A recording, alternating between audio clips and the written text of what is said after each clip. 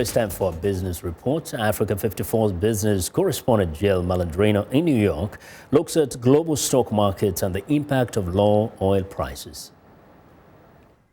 Market volatility persists in 2016 as the S&P 500 is down almost 10% year to date. Declines in crude oil have largely been to blame due to the oil supply glut and weakening demand. The outlook for oil remains weak because of the ongoing stalemate between OPEC and non-OPEC in terms of who will capitulate first and cut production. On Friday morning, however, oil saw a slight bounce prompted by more hints that OPEC is ready to consider a cut in oil production, according to a Wall Street Journal report late Thursday night.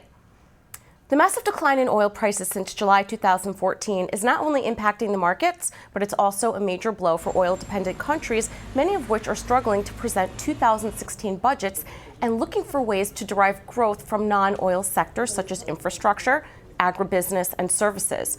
While potential is there, it will take time to see yield from these efforts because of the unnatural focus placed on commodity-driven growth during the boom, as other areas were largely ignored.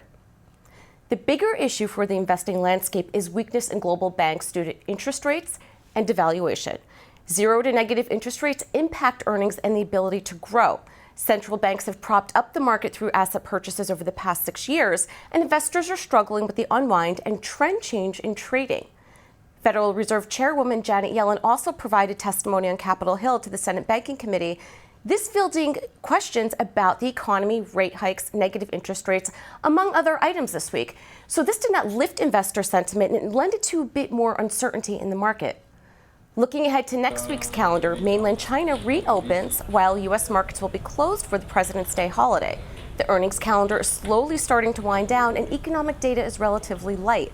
With the quiet calendar, traders will largely be focused on commodities and currencies as the market struggles to find stability.